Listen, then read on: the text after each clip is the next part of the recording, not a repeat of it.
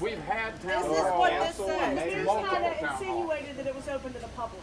I don't know who gave the media that information, but it's not. You But can't here's have what this we're image for this here's, village. here's what we're going to do. We're going to cancel the meeting today because we're not going to have a circus like this. We'll find another time to have a meeting, and any of you that want to meet with me, give this lady your number, your information, and I'll meet with you. You know what I see? I see invite only. And that is horrible. That is a horrible image for this village. Listen, I'm not going to stand here and argue with you These anymore. guys all pay We have taxes had multiple here. town They all halls, have and you've investments. already admitted that you've not been to any of them. I've been to the February ones. I haven't learned about any other ones because they're invite only. They're not invite only. They've been at the school, they've been at the community center, they've been here, they've been everywhere. More secret meetings. We want another big town hall for the whole community, just to do a briefing on what This is happened, ridiculous. where we're at now, where we're going. Because if we ask someone a question, the next Invite person we only. I talk to see what's hears going on something in different. I tell you what, So it's a lot of I'm not in charge miscommunication. of calling the town halls. Like you, I'm the one that gets invited to them.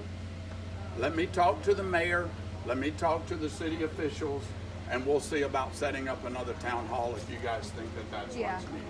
Now, even I if we just can put assume one give them together, our name and number and have you call me. Okay, I'll be glad to do that. and even if we can put one together for like even a lot of the business owners and have a civil like meeting, just so we can hear a brief, because we don't know what's going on. Let me talk to the And then mayor. invite you. Would you be willing to go? Because I Yeah. know the mayor would be willing to do so too. Let me talk to the mayor, and I'll be happy to do that. Okay.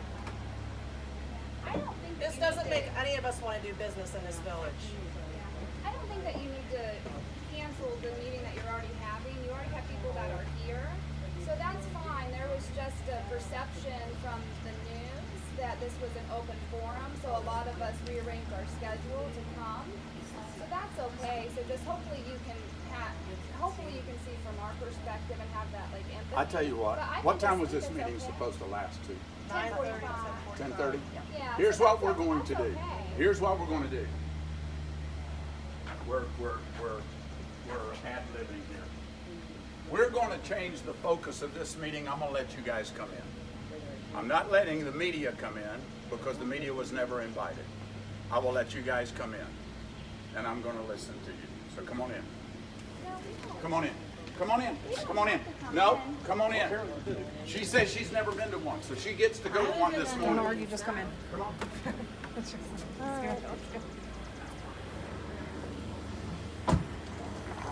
So we're all in now.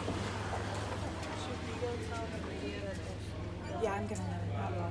That's like,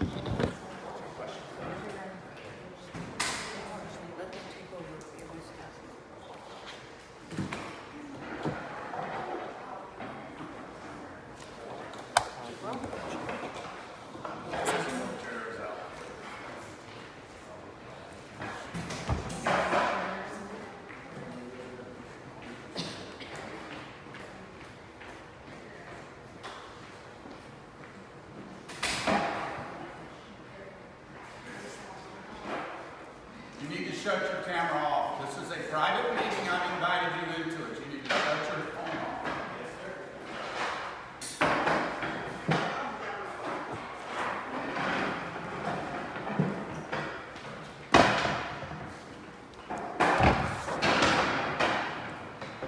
And if you're going to be in here, grab a chair and come around the table.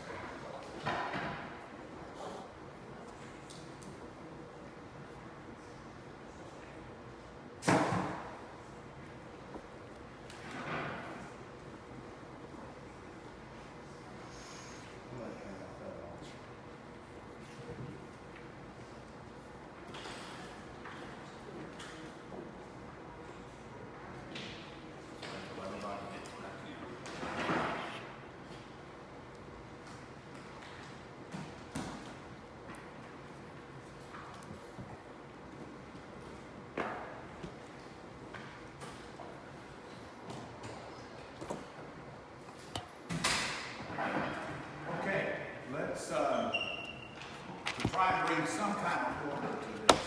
Let's go around the room and everybody introduce themselves and say what organization or business you're with. Brick Motors is Palestine. Zach, resident at retail shop. Justin Powers, I guess technically I represent a memorial fund that is a STEM education that we work with Miss May on the building. Linda May, resident. Carolyn Hedgen, Community Foundation. Hi, I'm Misty Allison. My husband and I own a couple of businesses in East Palestine, Race Tools Direct, which is an e-commerce business, and Polaris Systems, which is a strapping business. We're residents as well. We live behind the high school. And I apologize to everybody. On the news, I saw this was a public meeting, and so I changed my work schedule around to come It's today. not a problem. So I apologize. You didn't make the mistake. Okay. We've seen what's in the media also. Yeah, So but we are business owners and we live in town. Gotcha. Ron Venezia, resident and remodel. Okay. Christina Dilworth, resident. I'm Ashley McCollum. I do reselling in the summertime from my residence on East Main Street. Okay. Lisa Hamner, my husband and my family own CSI Environmental, so we live and have a business here. Ashley McCoon, resident and business owner. Emily Randolph, resident. Tom Bessie, resident. We have a small electrical contracting business in Super. Okay. Mrs. Smith, I own 1820 Kennedy in town, and also therefore. Tim Wyler, County Commissioner, also a member of the State Foundation. Okay. Resident concerned citizen that don't like public or private meetings and just want to listen. What's your name? Austin. Last name? Huffman. Huffman. I'm Bob Figley, I'm the owner of Brushless Supply right across from the derailment site. Got some serious concerns, but we're here to listen. Okay. Thank you. Well, y'all know I lost my one business for Spans America. I have another business, Flags and Specialties, been in town for 30 years. I'm operating out of the corner of my living room right now, which is not ideal. I was in the plaza, which was totally contaminated. I moved out June 2nd. Okay. All right. And for all of you, yeah, let me introduce my staff, ma'am. Hi, I'm Isabel. I'm an intern in Commerce. Sarah Keeler is my district director. She runs all of the Ohio operation for my congressional staff. Dawn Baker back here is one of my field reps. Heidi Matthews is our director of constituent services. Back in the back, works out of our Marietta office and travels with me, Jeff Holbert. And let me just tell you that what this was designed to do was just kind of a touch base. It was not designed to be a town hall. It was not designed to be all businesses come in and share your concerns. I'm willing to do that, and we're going to do that. But we reached out to the councilwoman to say, who are some of the businesses around town that we can chat with to kind of get a perspective on what businesses are thinking. And I've talked to other groups like this, by the way, too, both formally and informally when I'm in town. How many of you have been to some of the town hall meetings that we've had since we've been here? And there have been many of them since February 3rd. Yeah. And so I'm here to listen this morning. So we're going to do this quarterly. If you have a concern, I want you to sound off, and I will give you an update as far as I know things to be. The remediation is progressing. It is not done yet. The latest date that I've got from the railroad, the EPA, and the state officials is that probably sometime late December,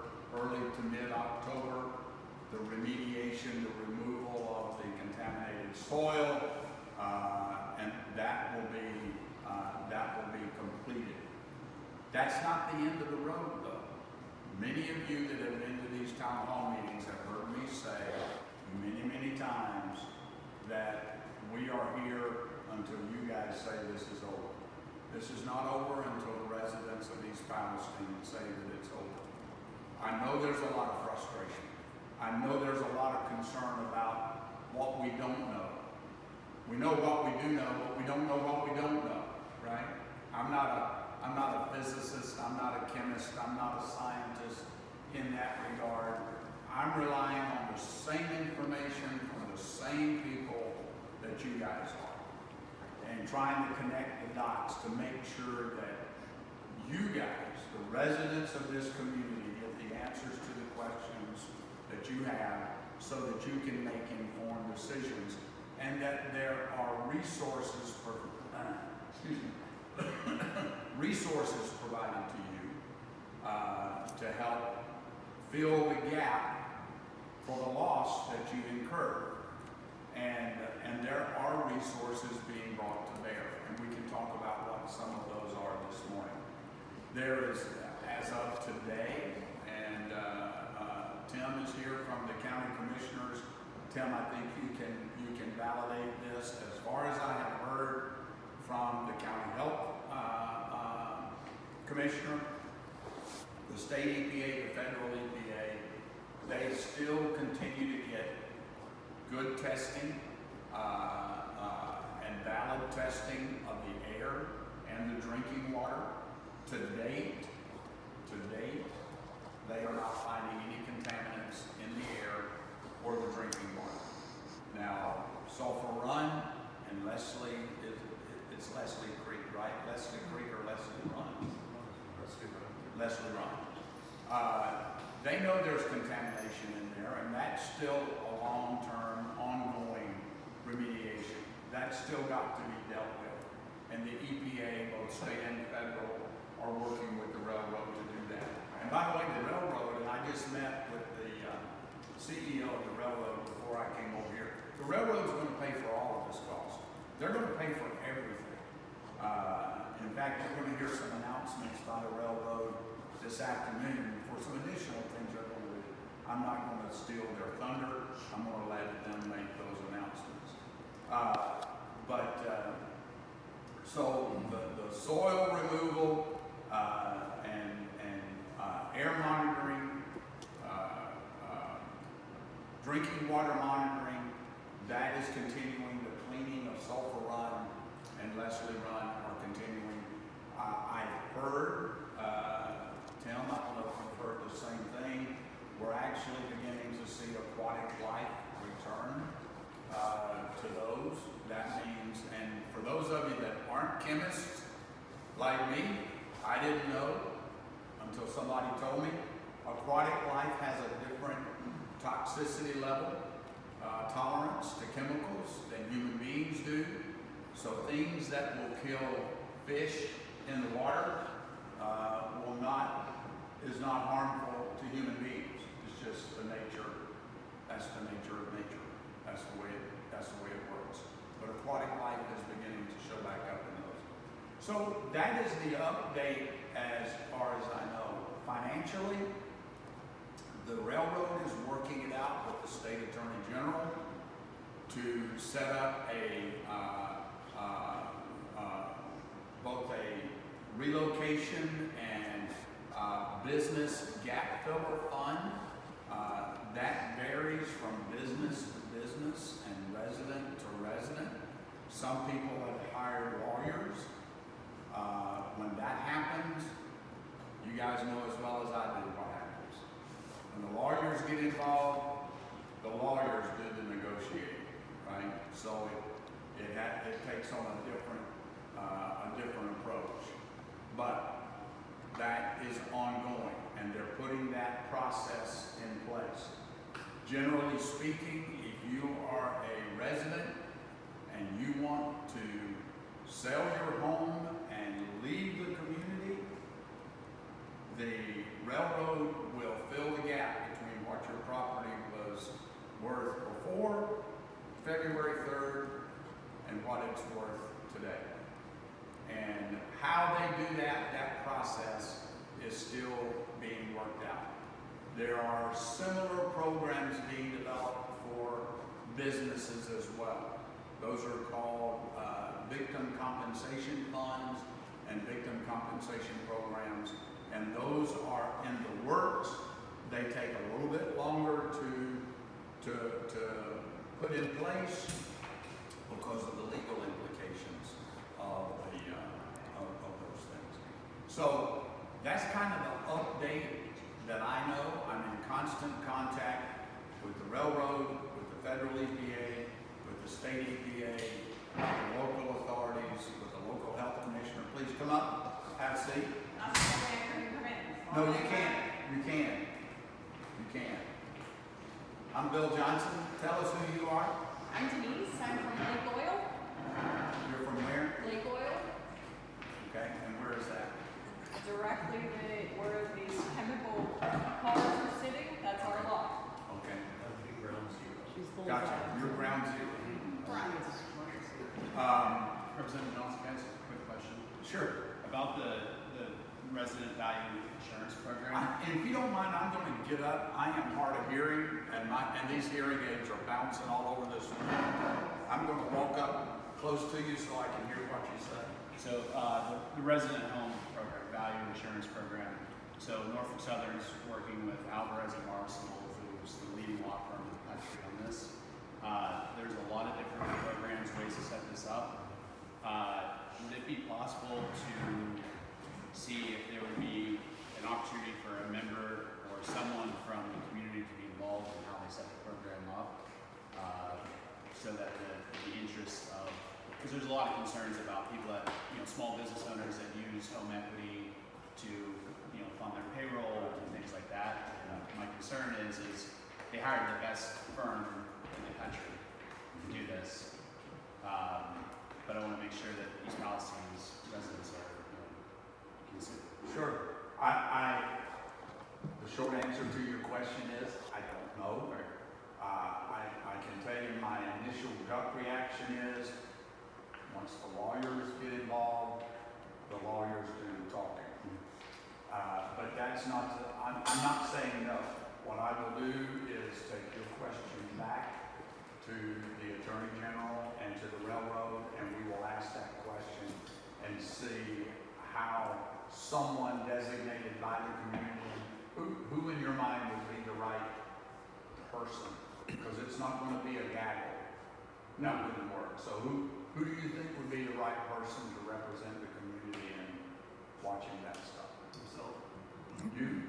I reached out to Alvarez and Marshall before, because I have a contact there, and then they quit communicating with me because Norfolk Southern never signed a contract with me.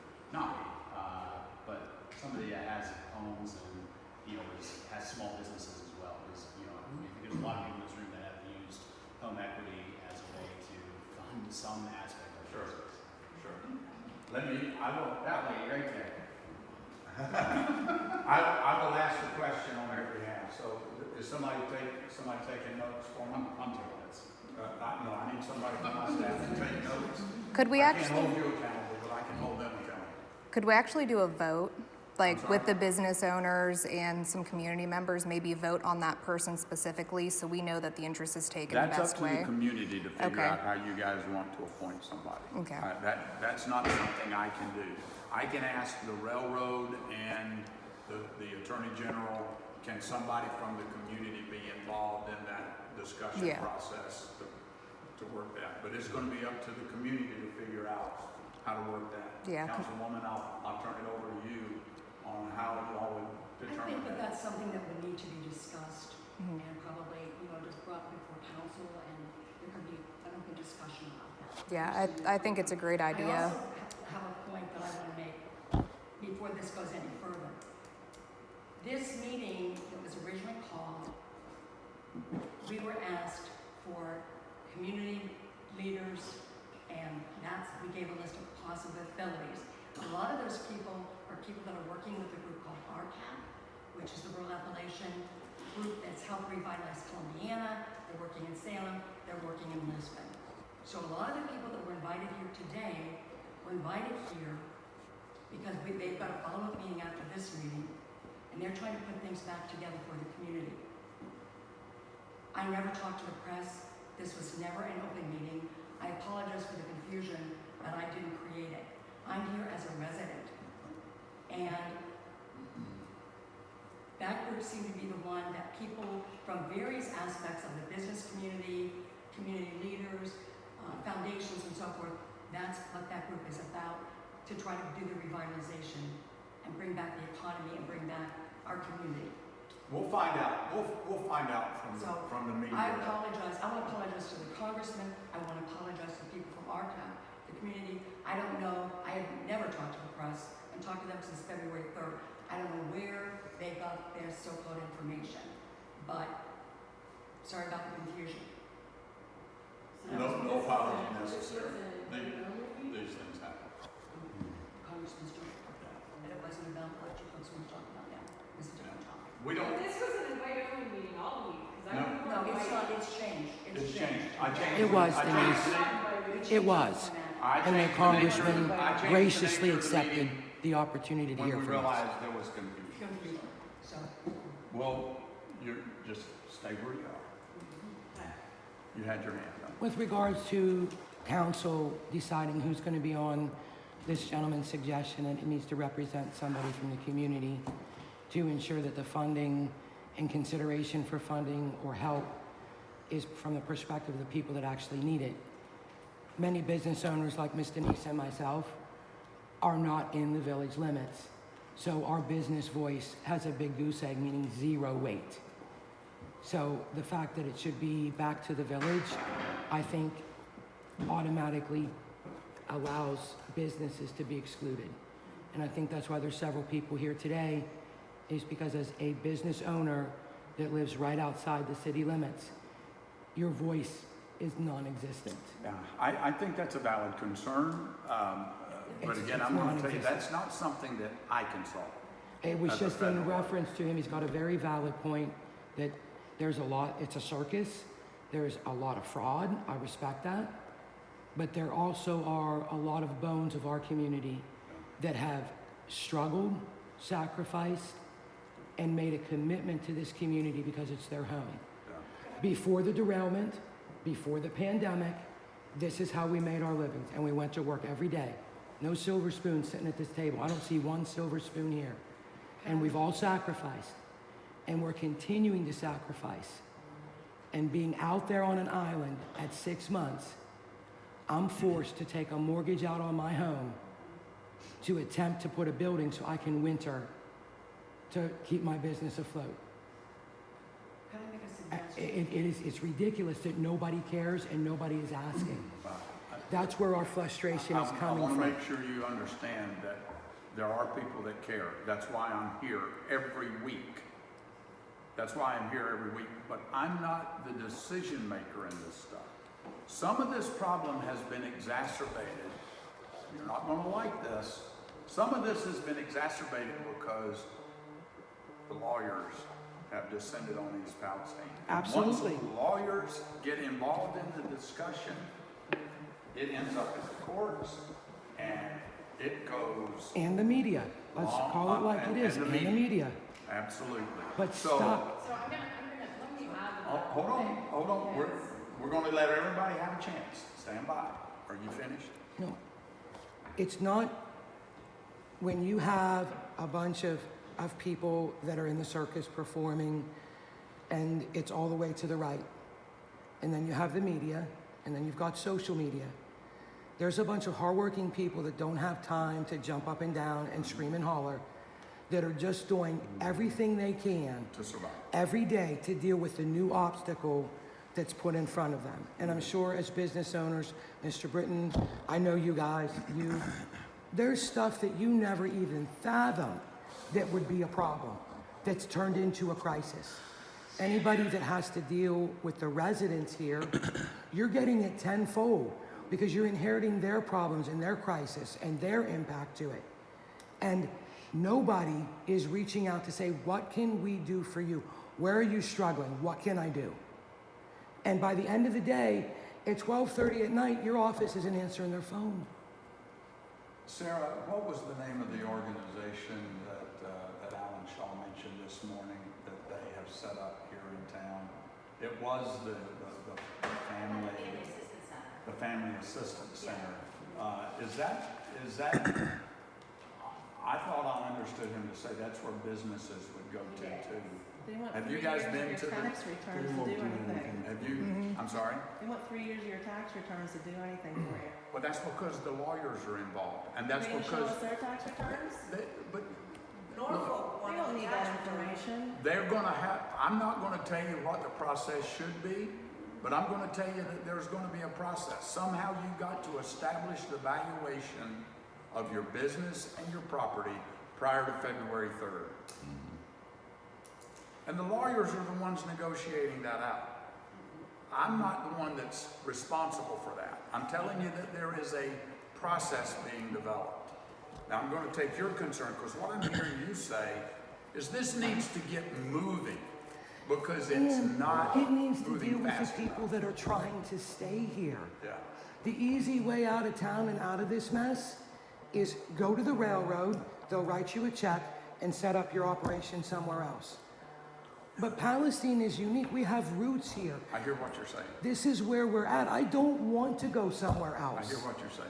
And I'm struggling to be here, and that's the voices that are getting ignored. Okay. You're hearing the loud people that are on TV. You're hearing the people that want to sell.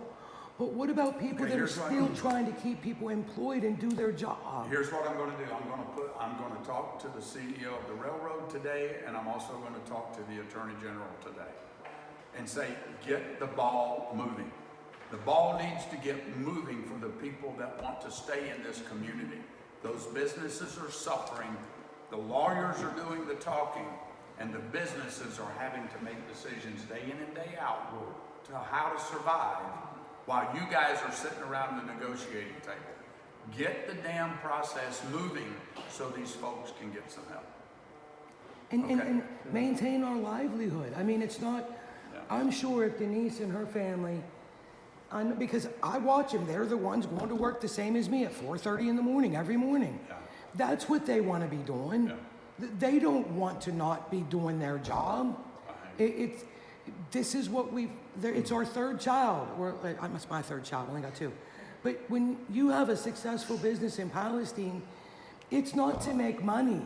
It's because you're wired to be in business, and you love it like a child. You sacrifice for it, you do without for it, and our child's being held hostage, and unless you want to be a performer on the media, nobody cares about you. You're just left lost. Okay, I got that. I'm coming to you next. Yes, ma'am. So I guess my question is, I hear everything about all the donation money and everything coming in Palestine. You know, I know we're working on where all that money is going. Probably about 6 or 7 weeks in, actually called a meeting with Trent, who is the mayor, with us being one of the most impacted businesses, hadn't heard a word from him. So my response from the village of East Palestine was, well, realistically, Lake Oil is not a problem, because Lake Oil is not in city limits.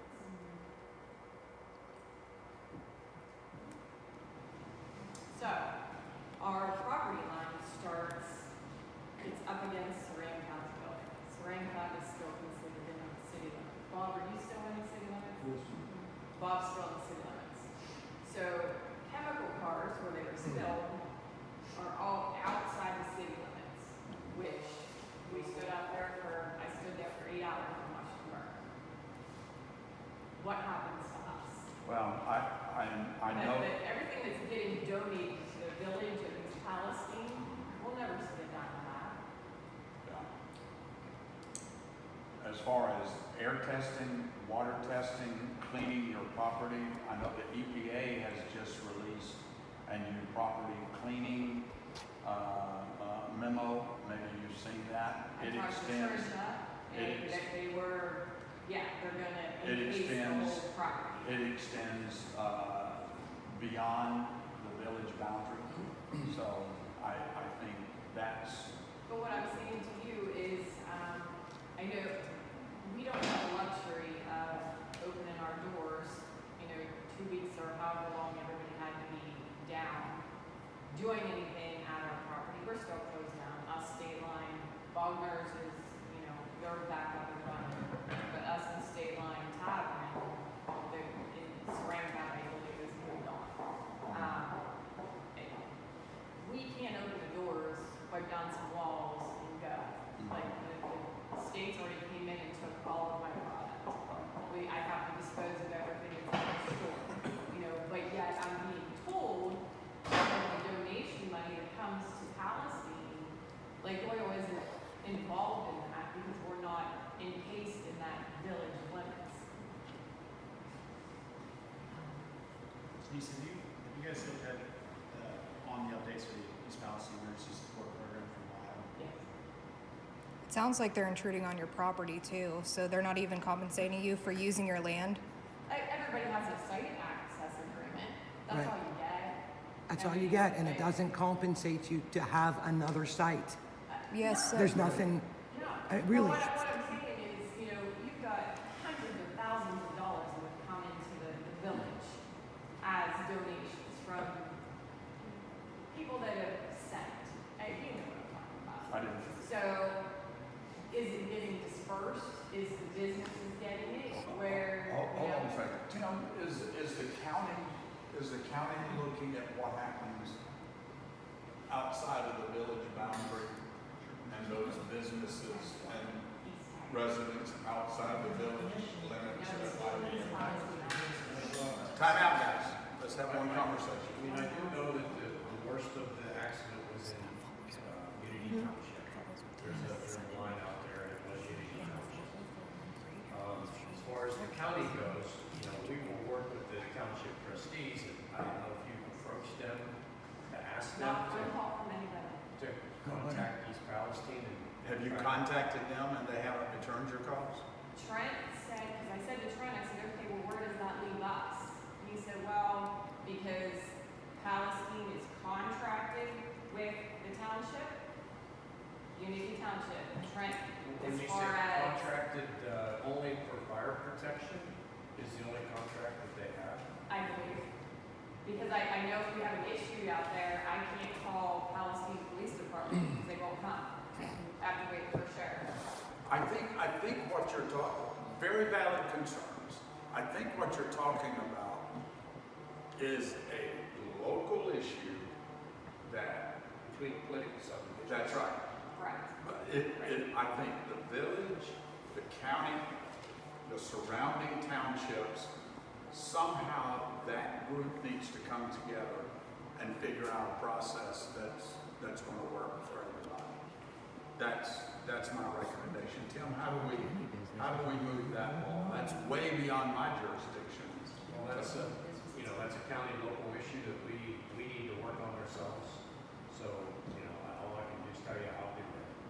I'll push that forward. Just a Okay, follow-up I note. promise this, gentleman, I'll come back to you. Okay.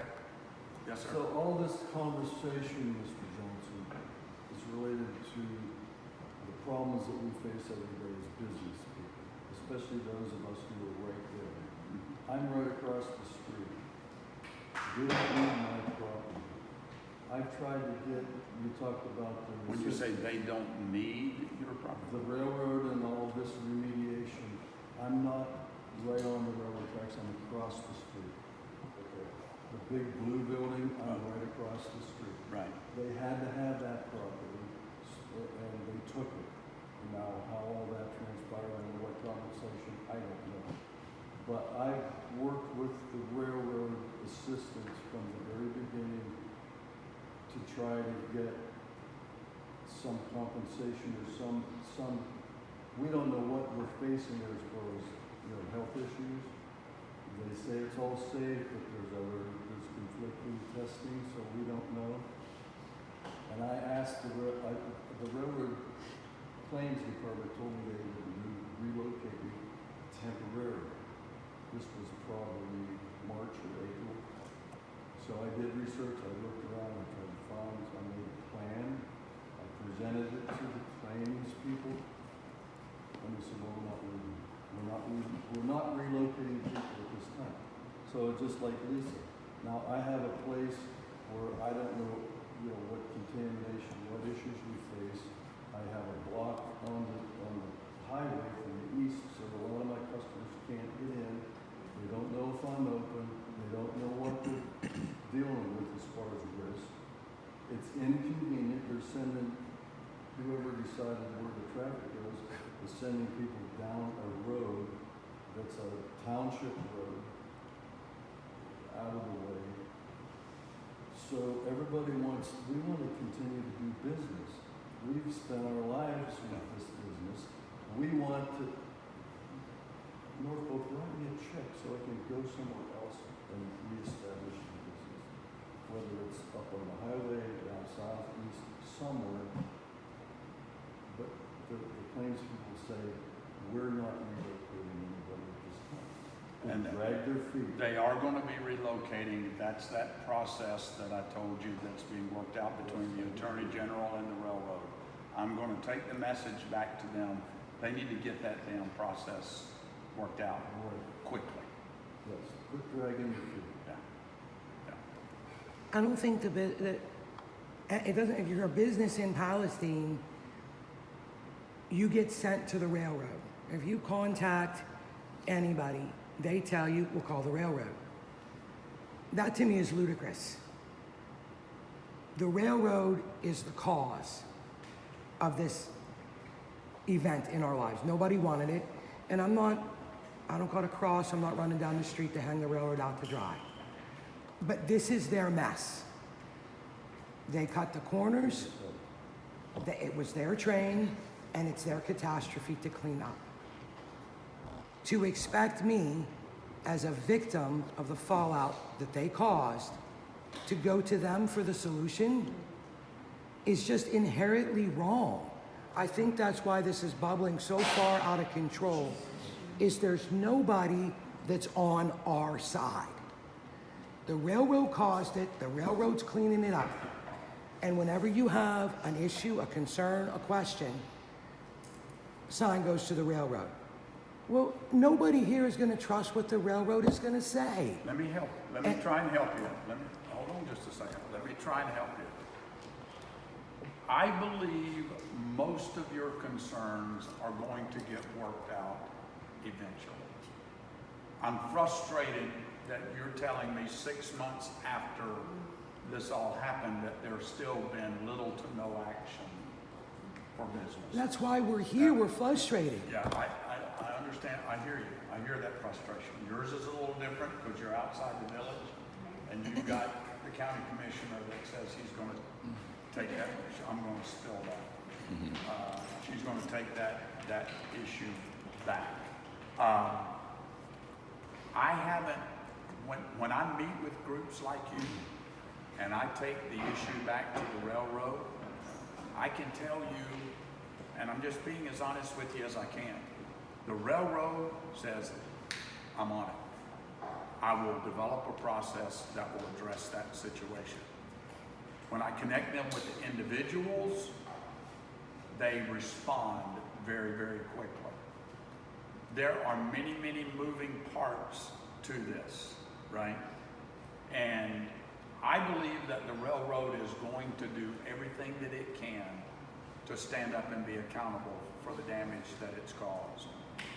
I'm concerned that having it get into the legal channels, into the courts, has slowed down the process of getting you guys the solutions that some of you need.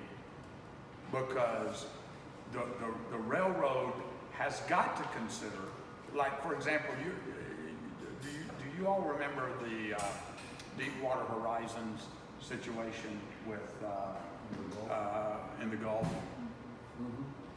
BP spent $10 billion, billion with a capital B, on victim compensation funds.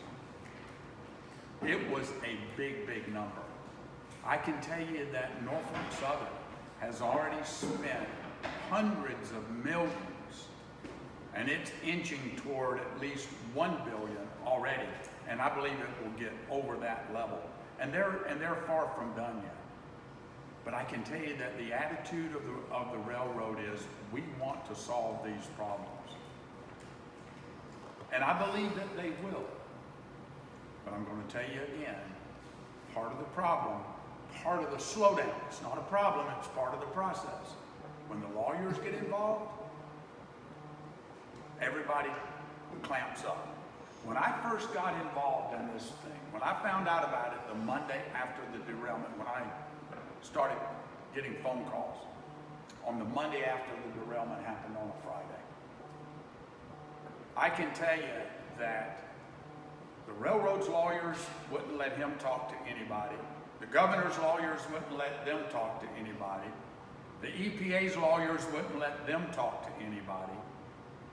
I was the only person that didn't give a damn about lawyers because I don't have any lawyers on my staff.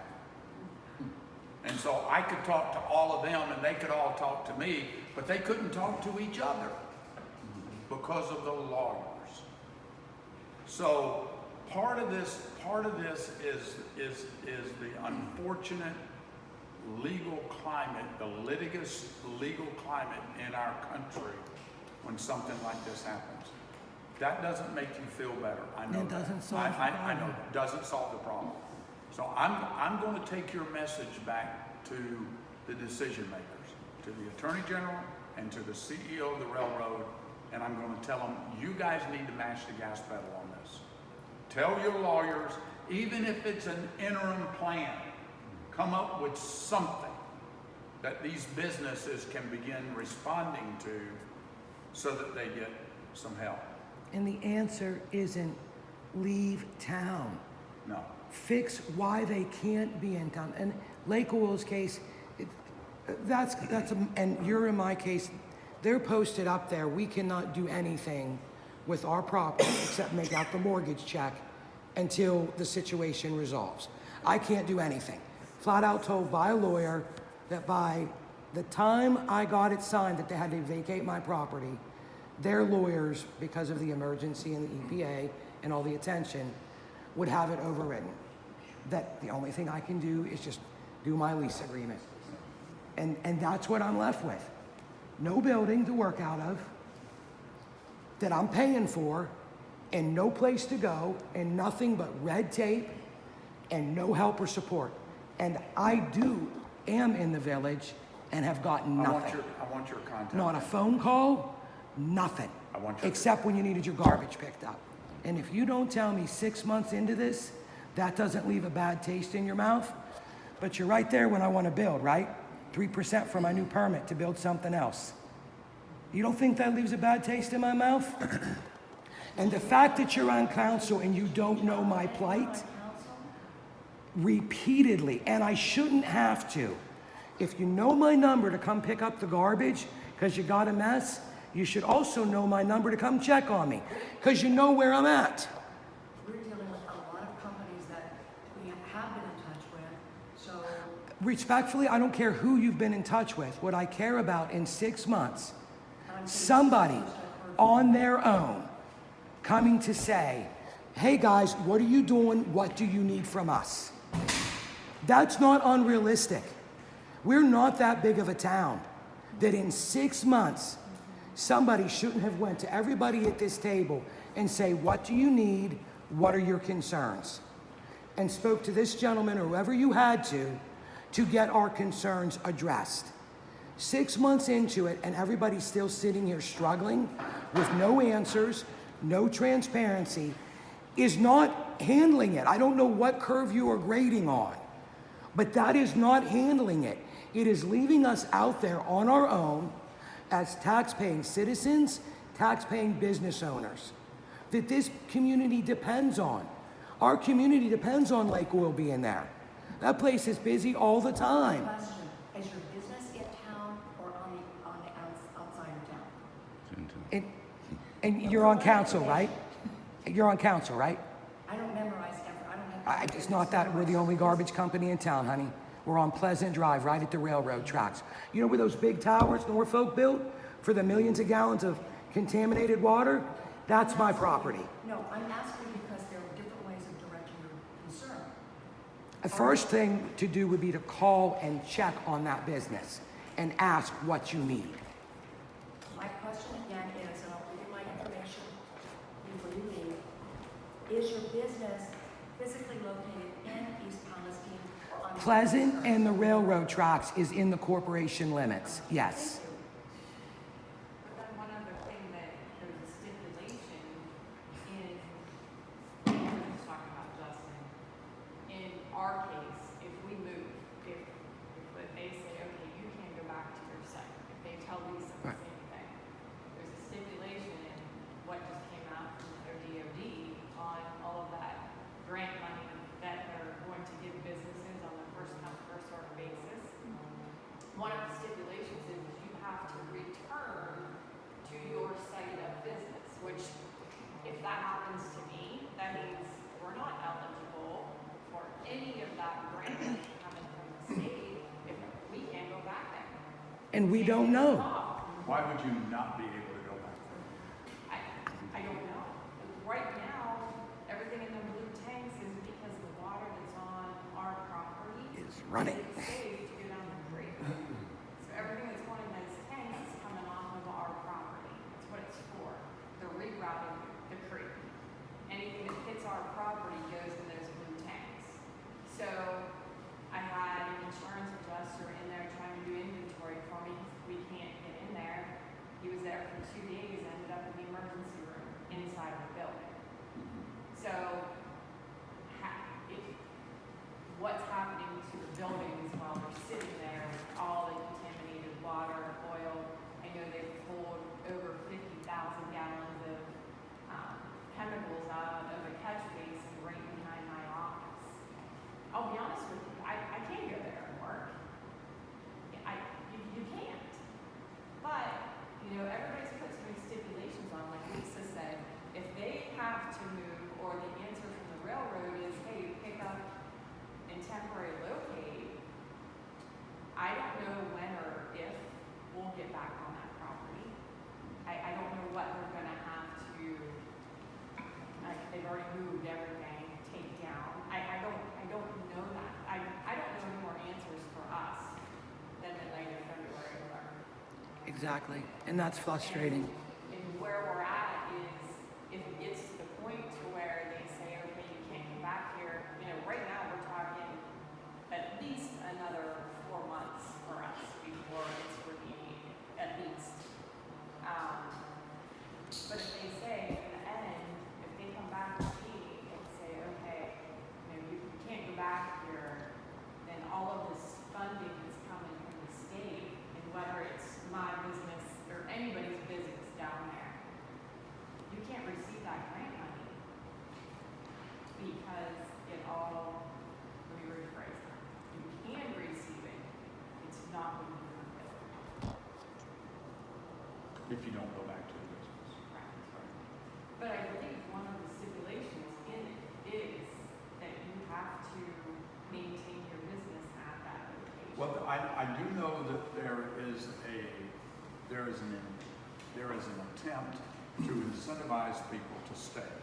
Like you said, you know, there's an incentive to get people to stay. And I can tell you that one of the railroad's focuses is also to do the things that they need to do to help the businesses that want to stay. So that's why when I contact the CEO of the railroad today, I'm going to give him a call based on our meeting here. I think you guys need to see, you and other established businesses in the community need to see some visible movement on what they're doing to help you stay in your business. And we've asked. Yeah. We've asked. Yeah. They'll provide you with something for a day, and then you don't hear from them until you contact them 2 months down the road. Well, and I've heard that comment several times, and I'm struggling with that a little bit. You know, there's 3 or 5,000? Have I got the number right? 5,000 in the village, Just a little bit. roughly. And then you've got the outlying areas that have been affected. They're not going to be able to stay on the telephone every day with everybody that's got a question. But what they do need to do is have a point of contact that you can reach and get feedback from whenever you call. And that's what They have established those for most of the businesses, but they're not going to, just for example, I know they've been testing on our site since the night after it happened. For us to get any of that testing, you have to call them, they have to call their attorneys, and we put it right in our site access agreement. And then, after 3 weeks, they come back and say, oh yeah, you are entitled to this, but then it never gets sent to you. Well, that's BS. They're doing the same, and they got the tanks there. I don't know what's in them. I sat with the EPA administrator, and he said, if you've got a problem getting your air tested or your water tested, you let us know. It's not supposed to be going through the lawyers. There's not supposed to be a question. But anytime you talk to somebody, you don't talk to the EPA, or if you do talk to the EPA, I stopped down at the church and went into their office, and they have that, I don't know if you've been in there, they have the map of where they're going to do all the sampling. So I had some questions for them. They wouldn't even talk to me until they called Chris Hunsinger from the railroad to come up. Like, they wouldn't have a conversation with me unless the railroad was standing there. They won't test mine either. There's no transparency, and you don't have any confidence that you're being told the truth. I'm sorry, go ahead. Do you think it's because the lawyers are involved? We have an attorney. They won't speak to you? No, we have an attorney, but we have not legally filed anything with any system. I will say, I think it's a problem. Two questions I want to ask. Go ahead. I think it is a sad problem that our constituents are unaware of the businesses directly impacted with the site, and that this is the first time maybe that you've met her. I think that.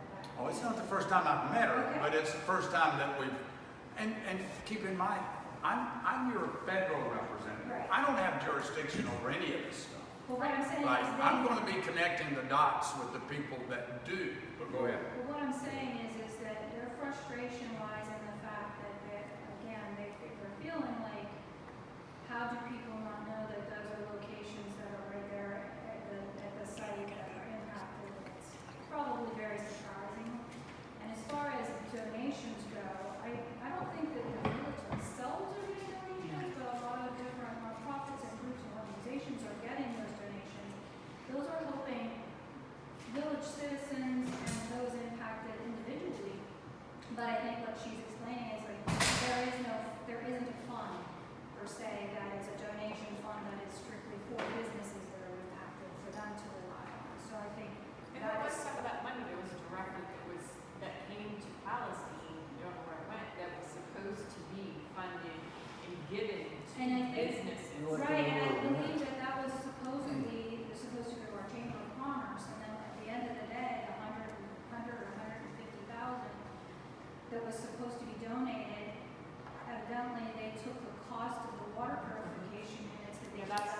There was that one, and They deducted that, and then the chamber only received 20,000 of that, and so that doesn't really go very far. So I don't know who applied for that and got funding from the chamber from that yet, but I think that ended up not being very much. So yeah, I think that I can see where you're saying there's not really the access to maybe funds for donations that came in that are helping business owners. Correct, and not only just us. Yes. Like, did anybody here get any money from the chamber? No. Tim? I heard. The two questions I have to ask, so I understand this, and I think I know all the business owners in here. How many of you have received something from Norfolk Southern to help out with your being relocated or out of business right now? So I mean, if you have a rent agreement because they're on your property, that's not helping us. Have you received anything? A rent access agreement, that's it. Agreement, and they Monetary money, have you received anything from? For an As far as access loss of agreement. business, Yeah. loss of business, not a penny. Okay. And then secondly, my question is, have you signed on with legal counsel? Yes. Okay. That's the two things I just needed to understand. Everybody has, Okay, well, you have Mr. one Rattle. business attorney, so. Because as the congressman said, when the attorneys get involved, Correct. things just pretty much come to a stop. Yeah, well, I don't have an attorney, so what's their excuse for me? I hear you. I hear you. We're gonna elevate. We're gonna elevate these. We're gonna And elevate. they did make us go through, because of our situation, have to hire an extra firm, and I did a business valuation, which is not cheap. You know, and I'm just gonna throw it out there. Any of you who are looking for a business valuation, my first check I had to write was 30 grand. Yeah. It's not cheap. So it's all the money that you have to spend to prove to them And all the time. what you're, all the time. All while you're not making any money. Correct. I mean, Hey guys, I apologize. We set this meeting up for an hour. I'm going to encourage you guys to continue discussing. I will leave it up to the councilwoman whether she wants to stay and continue to listen. I'll let you guys make that determination. I'm going to elevate some of these concerns. If you want to talk to me personally or my team about a specific problem or issue that you have, please raise your hand. Sarah and Dawn will get you a business card and we will talk one-on-one. But I do have other appointments here in the county that I've got to get to. Sorry. I do have a question, since I had been emailing you, because she falls under that 44413 area code and getting assistance, and it seems like you're having a difficult time getting any assistance because you're considered outside of that area, but you're closer than almost everyone. You know, you're on there, you know what I mean? Like, you guys are the closest, I think. I know the railroad put the whole zip code of East Palestine in their coverage area. They did, but a lot of people are being denied, and she's having a horrible time. And I know that some people are being treated very differently whenever you do come and ask. If you're being denied and you're in that area code, call my office. That's what her number is for. So does that go for businesses and Yes. residents? Yes. So that's what I was thinking. I don't know if you have another appointment, I do too. But one of the things that I want to say is that I suggested this at the meeting last week at the library on Wednesday. There was so much information about the $5 million that the state's kicking in, and they're going to have to adjust things because this is such a unique situation. Is it possible, and maybe I need to ask the state legislators this, for us to schedule times for people, because some people don't want to spill all their financial business in front of the whole group, to set something up where people could sit down with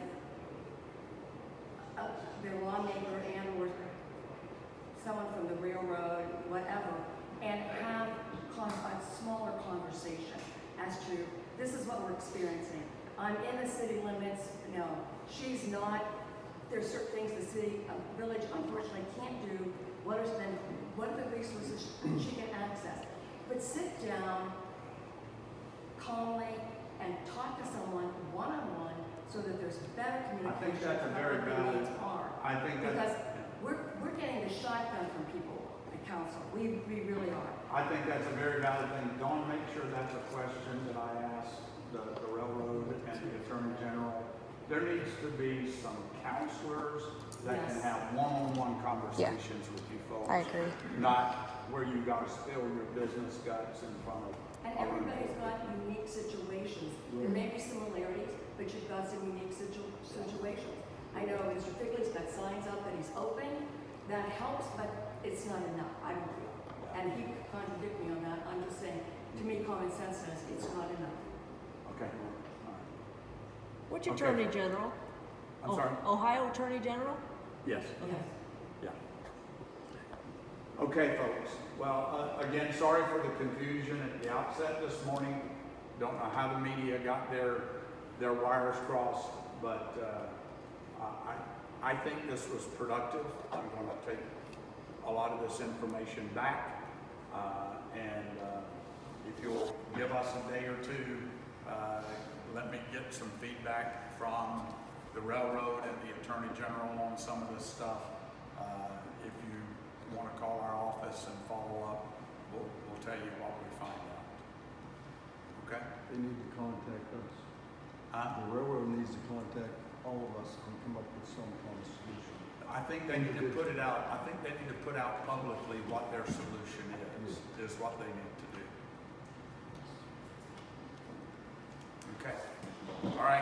Thanks, folks.